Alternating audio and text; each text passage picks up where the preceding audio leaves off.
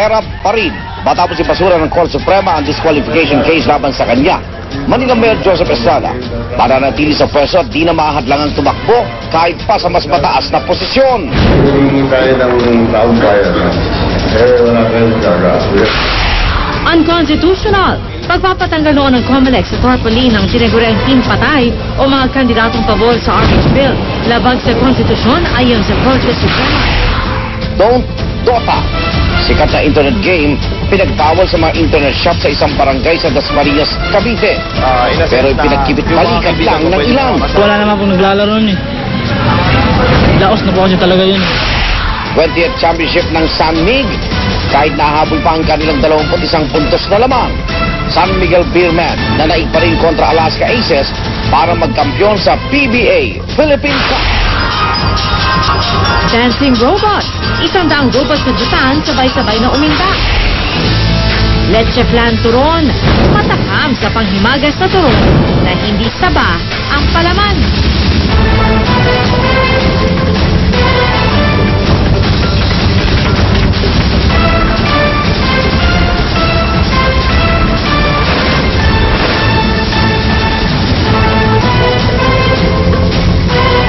Ngayon ng mga rebelling Houthi fighters ang presidente ng Yemen na si Rabuman Surhadi. Yan ay matapos magkabakbakan sa Presidential Palace. Gwardyado ng mga rebelde ang bahay ni Hadi at hawak na ng kanilang pwersa malaking bahagi po ng bansa.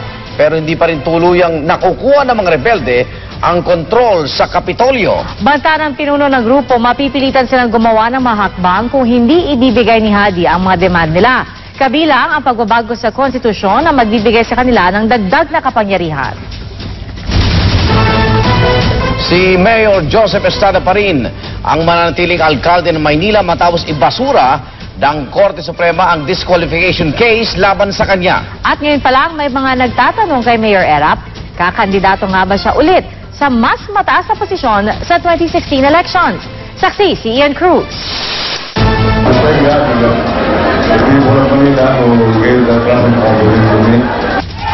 Wala nang hadlang sa pagiging alkalde ng Maynila ni dating Pangulong Joseph Estrada. Pinagtibay kasi ng Korte Suprema ang pagbasura noong 2013 ng COMELEC Bank sa disqualification case laban sa kanya. Ang kaso, isinampa ni Attorney Alicia Rizos Vidal, abogado ng tinalo ni Estrada na si dating Manila Mayor Alfredo Lim. Hit ng kampo ni Lim na wala na dapat ang karapatan ni Estrada na bumoto at tumakbo sa alinmang posisyon nang sentensyahan siya sa kasong plunder noong 2007. Pero para sa kataas-saasang hukuman, pinawalang bisa na yan ng iginawad na executive clemency sa kanya ni Pangulong Gloria Macapagal Arroyo. The majority characterized the pardon extended by Mrs. Arroyo to Mr. Estrada as an absolute pardon, thereby restoring Mr. Estrada's qualifications to stand as candidate for mayor in the last elections. 11 maestrado ang bumotong ibasura na ang disqualification case. 3 naman ang pabor na ituloy ang kaso, kabilang si Chief Justice Maria Lourdes Sereno, habang nag-inhibit sa Associate Justice Francis Ardeleza dahil siya ang Solicitor General na kumatawag sa COMELEC noong dinidinig pa ang kaso. Minsan di ako makatulog eh. Kasi siyempre kung ano nadidinig eh, baka kung mangyari naman yung nangyari sa anong araw. Kaya, thank God, salamat sa Panginoon na natapos din.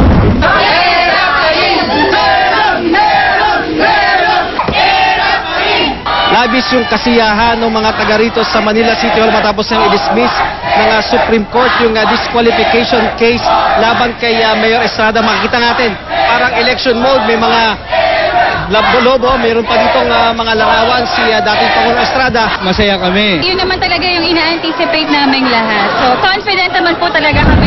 May mensahe naman si Erap sa tinalong si Alfredo Lim. May God bless him and more power for his retirement.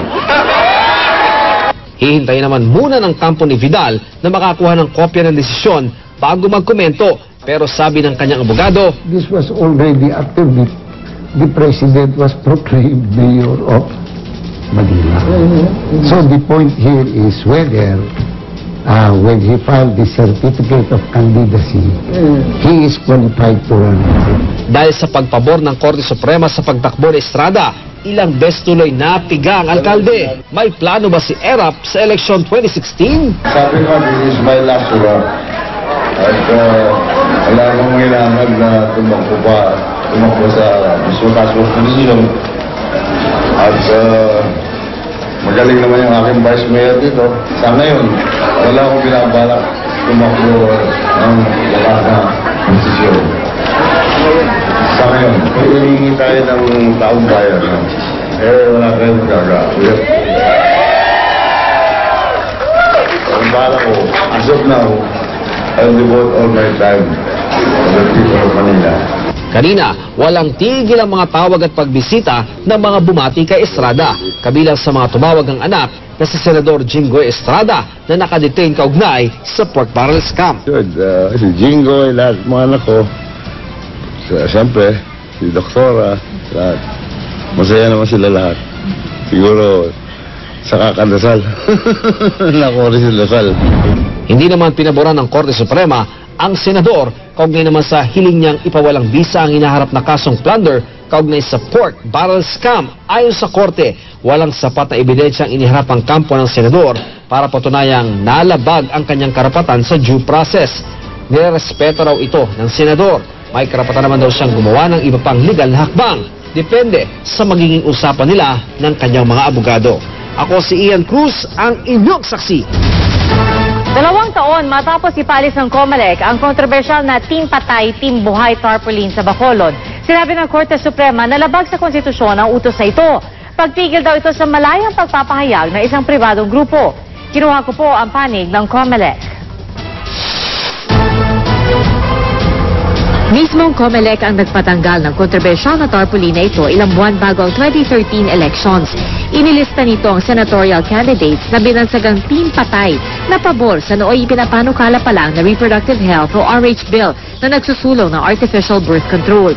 At ang mga kontra rito, binansagang Team Buhay at sinuportahan ng Simbahang Katolika. Pero ang pagpapatanggal hindi raw dahil sa laman kundi dahil sobra raw sa pinapayagang laki ng mga election paraphernalia ang mga tarpaulin. 2 taon matapos idulog ng Diocese ng Bacolod, sinabi ngayon ng Korte Suprema sa botong 9-5 na labag sa konstitusyon ang utos ng COMELEC.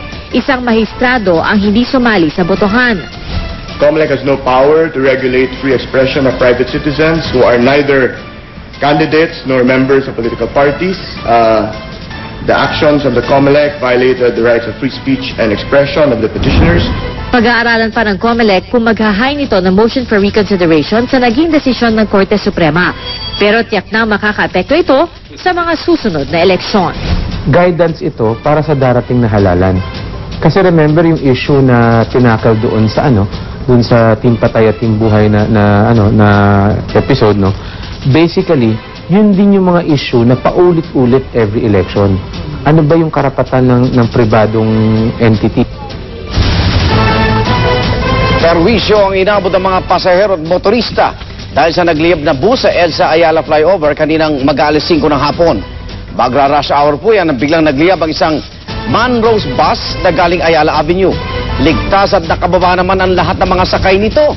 Pero hindi mo na pinagamit ang flyover habang inaapula ang sunog. Lalo pa nagkabuhol-buhol ang trapiko ng limitahan ng MRT ang biyahe nito hanggang Shaw Boulevard dahil pa rin sa nasusunog na bus. Ngayong gabi, naialis na ang bus sa flyover. Wala pa rin kumagat sa ikalawang public bidding para sa MRT maintenance contract. Para sa isang grupo, indikasyon nito na wala raw talagang pagbabago sa serbisyo. Ang sagot ng DOTC sa report ng saksing si Bernadette Reyes.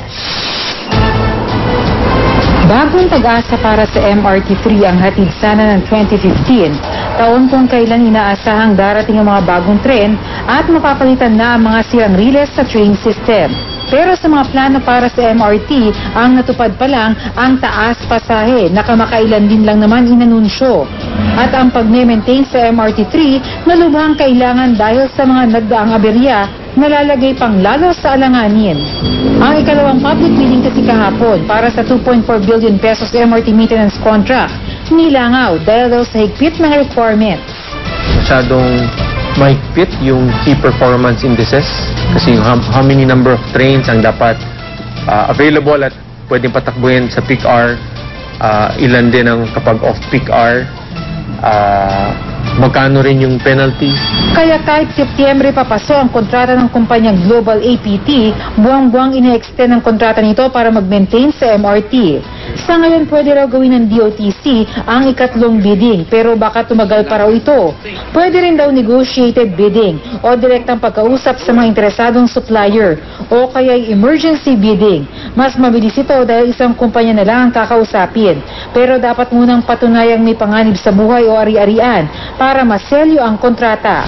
Once we go emergency, yun na naman. Baka naman katulad yan ng dati. Baka naman fundraising na naman yan ng LP. So, you get all these nasty remarks. Pero sa akin, malinaw, the safety of the passengers is primordial.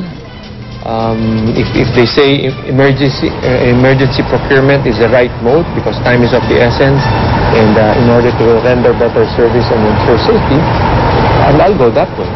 Para sa grupong Riles, indikasyon ng nilangaw na bidding na walang pagbabago sa serbisyo. Oras ang kalaban ng DOTC para pagbutihin ang serbisyo ng MRT, lalo't sa huli, mga pasahero ang laging naaabala. Dapat maisagad nila yan kasi baka maulit-ulit yung disgrasya. Napaka-inconvenient, lalo na kung pumapasok ka araw-araw. Ako si Bernadette Reyes, ang inyong saksi.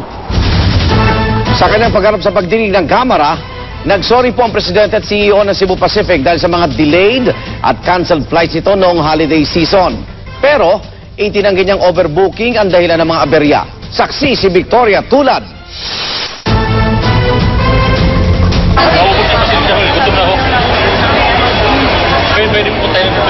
Sa ganitong pagkayamot ng maraming pasahero ng Cebu Pacific nitong Disyembre dahil sa mga delayed o kanseladong flights, wala nang naisagot ang President at Chief Executive Officer ng airline, maliban sa I am humbled by the trust that so many Filipinos and foreign tourists place on Cebu Pacific to take them safely home to their destinations.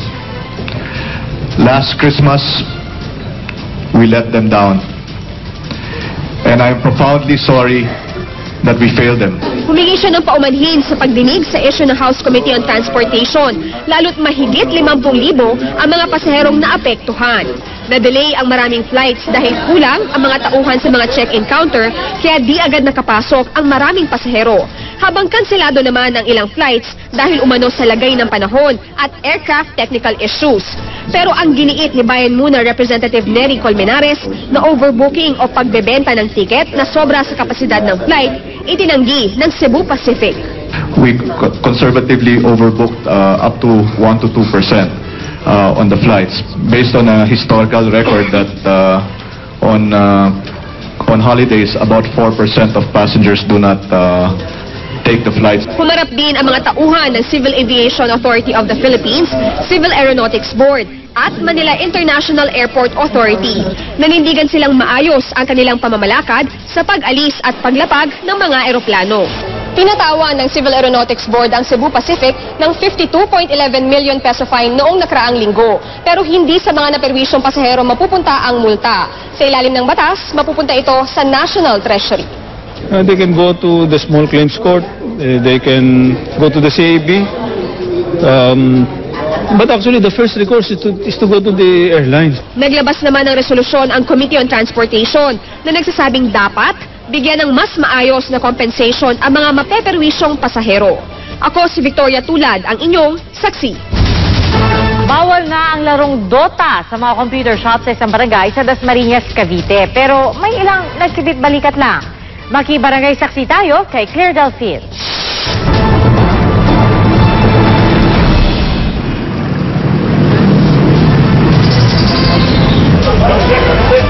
Pinasok ang internet cafe at ang mga computer, inisa-isa.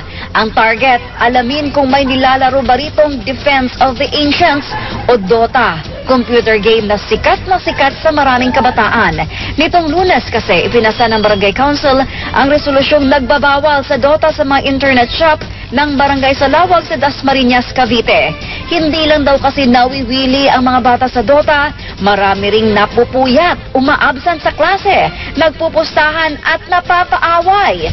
Merong 2 namatay na ang pinagmulan ay sa mga computer shop nang galing yung pag-aaway. And nalaman namin na ito pala ay naglalaro ng mga games sa computer shop at isa nga dito ay yung sinasabi nila na Dota. Kaya sa barangay Salawag, sa bahay na lang pwedeng laruin ang Dota at kung may patnubay ng mga magulang. Para sa akin po, hindi naman po nakakasama yung pagdodota. Kasi po parang ito na lang po yung parang libangan ko lang. Tila ipinagkibit balikat naman ang resolusyon ng ilang nakausap naming nagpapatakbo ng isang computer shop. At ang dahilan... Pero wala naman po naglalaro nun eh. Laos na po kasi talaga yun eh. Kaya ang ilang nanay nakiusap na isama na rin ang iba pang computer games na tila pareho rin sa Dota ang epekto sa mga bata. Tama lang din na ibawal para yung mga kabataan medyo makapag-concentrate sa pag-aaral nila. Diba? Kasi minsan yung iba, ang baho nila, itatabi lang nila, iipon nila para lang pandota nila. 30% sa 100,000 populasyon dito sa Barangay Salawag ay mga kabataan. Ayon sa mga opisyal ng barangay, obligasyon nila na matutukan at maproteksyonan ang kapakanan ng mga kabataan. Kaya naman, puspusan din daw ang pagsasagawa nila ng iba't ibang aktibidad tulad ng sports upang tuluyang mailayo ang mga kabataan sa mga libangang magdudulot sa kanila ng kapahamakan. Ako si Claire Delphine, ang inyong saksi. Paalala mga kapuso, simula na bukas ng election period para po sa Sangguniang Kabataan o SK Elections. Gaganapin po yan February 21. Kaya ayon sa COMELEC, mahigpit na ipapatupad ang gun ban. Ibig sabihin, kansilado ang permit to carry firearms ng mga gun holder. Pwedeng makulong ng hanggang 6 na taon na mga lalabag sa gun ban. Pero, determinado naman ng Senado na mapagtibay ang panukalang batas para iurong ang Sangguniang Kabataan Elections sa huling Lunes na October 2016. Naniniwala si Senate President Franklin Drilon na kailangang mabigyan ng sapat na panahon ng Kongreso para maisaayos ang sistema po ng SK. Kaya aasikasuhin daw nila ang pagpasa sa House Bill number 5209 na Disyembre pa na-transmit ng Kamara sa Senado. Naingayan sa mga kapwa preso. Yan daw ang dahilan ayon sa Superintendent ng Bilibid kaya nanaksak ng 2 kapwa bilanggo ang isang inmate sa medium security compound. Saksi si Emil Sumangit. Ano ang pangalan daw? Matapos makuhanan ng pahayag, inilipat na sa isolation area ang presong si Michael Ilig, umano'y suspect sa pananaksak ng 2 kapwa preso. Nangyari ito sa dormitory number 2 ng medium security compound alas 11 ng umaga kahapon. Pero hindi raw ibig sabihin nalusutan ng patalim ang mga otoridad. Yung nagamit nila na panaksak, ito yung isang bladed instrument lang, sharp bladed instrument. At the same time, isang scalpel. Yung scalpel kasi ginagamit nila sa kalandrakas yan, yung mga paggagawa ng mga picture frames, yun ang ginagamit nila. Itinanggi rin ng Bilibid ang unang lumabas sa mga ulat na nadismaya ang suspect dahil sa pag-aakalang kabilang siya sa mga dapat sanay mapapalayang inmate sa bisa ng executive clemency. Nire-review pa ang mga mapapatawad sa Office of the President. Ang totoo raw nangyari, Itong si Michael Ilig, natutulog at the time. Tapos, medyo naingayan yata doon sa mga katabi niya. At isa na nga ito, yung isang sa nasaksak niya. Nalimpungatan, bumangon, yun, commotion. Kaya nag-amok si Ilig, miyembro ng pangkat na Happy Go Lucky. Ang mga sinaksak niyang sina Mariano Bierso ng Bahala na Gang at Michael Tipag ng grupong Sige-Sige Sputnik. Nagpapagaling sa NBP Hospital. Pinulong na kanina ng pamunuan ng Bilibid ang mga pinuno ng mga pangkat sa medium security compound at siniguro na raw nila na hindi mauuwi sa gantihan ang nangyari. Ako si Emil Sumangil ang inyong saksi. Kampiyon ng San Miguel Beermen sa PBA Philippine Cup. Tinalo ng Beermen ang Alaska Aces sa gitgitang Game 7 ng Final Series. Ang final score, 80-78. Unang umalago ang Beermen sa first half at tinambakan ng Alaska ng 21 puntos. Pero humabol po ang Alaska sa third quarter. Sa 1 punto ng fourth quarter, nakakuha pa ng Alaska ang lamang. Pero hindi pa nagpatinag ang Beermen at nanaig sa pagtapos ng laro. Ito na ang ika-20 championship ng San Miguel franchise sa PBA. Dinaluhan ng mga personalidad sa sports at showbiz ang red carpet premiere ng documentary film na Manny ni pambansang kamao Manny Pacquiao. Kabilang sa mga nanood si dating boxing champion Sugar Ray Leonard, ang singer na si Christina Milian at Emmy Award-winning actor Jeremy Piven. Todo suporta rin si Jinky Pacquiao, ang Olympic figure skater Michael Martinez at basketball sensation na si Kobe Paras. Sa Lunes naman, magja-judge si Pacman sa Miss Universe pageant sa Florida. Inaabangan na rin kung matutuloy ang laban ni Pacman at Floyd Mayweather Jr. Nagbigay na ng ultimatum si Pacquiao kay Mayweather na pirmahan ang fight contract bago matapos ng Enero. Pero sa huling payag ni Mayweather, sinabi niya wala pang linaw sa negosasyon para sa laban. Hindi raw si Pacquiao ang magpapasya kundi ang top-ranked promotions. Ay kay Mayweather, sinisikap naman nilang makipagnegosasyon sa top rank. Pagdating sa kantahan, hindi po pahuhuli ang ating mga kababayan. Gaya ng isang security guard sa Davao City na nagpabilib sa pag-awit ala Brian McKnight. Pakinggan natin. Walang duda, may ibubuga sa kantahan si Kuyang Guard. It's unbelievable how I used to say that I won't never. Siya si Gary Jape Flores, a.k.a. Brian McKnight ng Davao City, reporting for duty. Sa timbre ng kanyang boses na kumukulot-kulot pa, mapapahanga ka. Kaya naman ang video ito na in-upload niya sa kanyang Facebook account, 3 linggo pa lang, hit na sa dami ng likes. Hindi mo papilong sa mga... Tanghali daw noon ang maisip ni Gary na kumanta habang nagbabantay sa labas ng pinagtatrabahuhan niyang mall. Pangontra antok lang daw. 7 taong gulang pa lang daw si Gary, sumasali na siya sa mga barangay singing contest. At dahil parati raw kampyon, hindi na siya pinayagang sumali sa kanilang barangay. Kaya naman, sa ibang barangay na siya dumayo. Ang napapanalunan, dagdag daw sa kanilang pantustos sa pamilya. Yeah, cause you're like a dream come true, just wanna be with you. Proud naman ang mga kasamahan ng 28 taong gulang na si Q. Kung bibigyan daw ng chance na magkaroon ng singing career, sagot lang ng gwardyang single pa, why not? If ever I believe my work is done, then I started back at one. Mula naman sa Rosales, Pangasinan, presenting Teacher Michelle Victorio.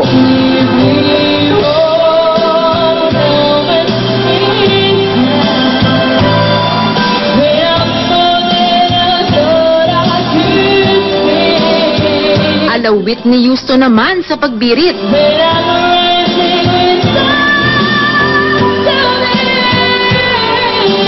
Tulad ng random girl na si Zendy Rose Tenerefe, nasa mo lang noon si Teacher Michelle nang ma-videohan habang siya'y kumakanta sa videoke. Instant hit din siya sa internet. Masaya po kasi na-appreciate nila yung kanta ko. Tapos, yung unti-unti po kung parang nakikilala, ganun po. Kasi proud ako kasi yung ibang Pinoy sa abroad, nagme-message po sa akin.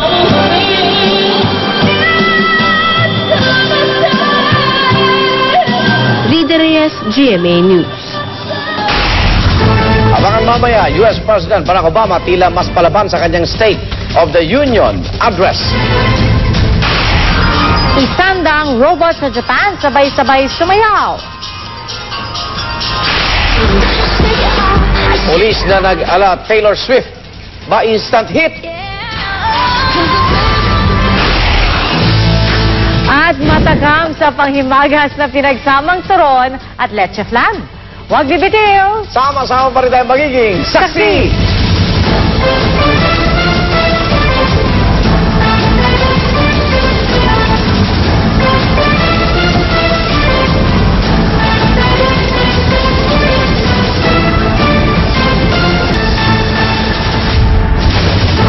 Isinulong ni US President Barack Obama ang mga reforma sa nalalabing 2 taon ng kanyang administrasyon.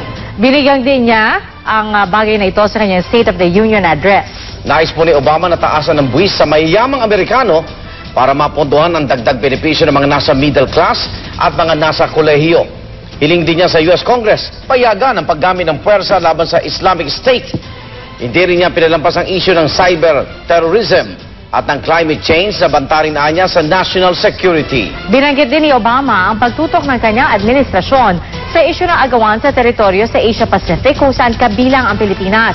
Kontrolado ng mga Republican ang Kongreso ng Amerika at ngayon pa lang, iginiit nila na haharangin nilang ilang agenda ni Obama na hanggang sa 2016 na lang ang termino. That we are a people who see our differences as a great gift. That we're people who value the dignity and worth of every citizen. Man and woman, young and old, black and white, Latino, Asian, immigrant, Native American, gay, straight, Americans with mental illness or physical disability. Samantala, 100 robot ang nagsayaw at nagpakitang gilas sa Tokyo, Japan. Ang tawag po sa mga robot na yan, Robbie. Hindi lang sabay-sabay kung umindak.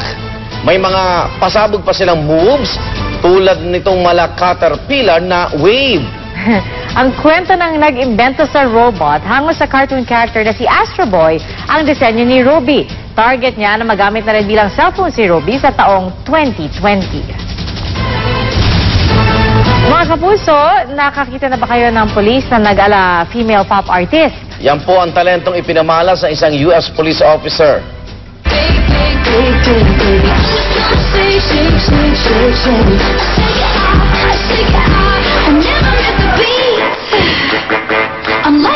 Game na game sa pag-lip-sync ng kanta ni Taylor Swift na Shake It Off, si Police Officer Jeff Davis. At kahit nagmamaneho ng sasakyan, eto at with matching galaw pa ng kamay at ulo. Trending agad sa social media si Mamang Pulis at pati si Taylor Swift. Humanga po sa kanya. Ang basa ngayon sa kanya, Dashcam Diva.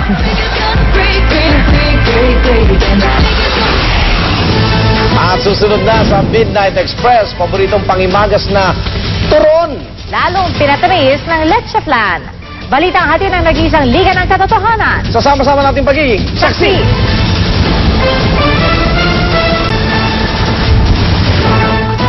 Hi, Doc. Dessert overload tayo ngayon sa Midnight Express. At tampok ang turon na hindi saba ang nasa loob. Naku po. Naku, okay lang yung pamisa-misa matamis. Ito kasi yung binalutan na wrapper, saka dinip fry. Okay. Eba, leche flan. Mikael Daes, tikman na yan. Alam niyo naman kapag dessert, hindi ko aatrasan yan. Pero pagdating sa leche flan, susugurin ko yan. Kaya sugod na.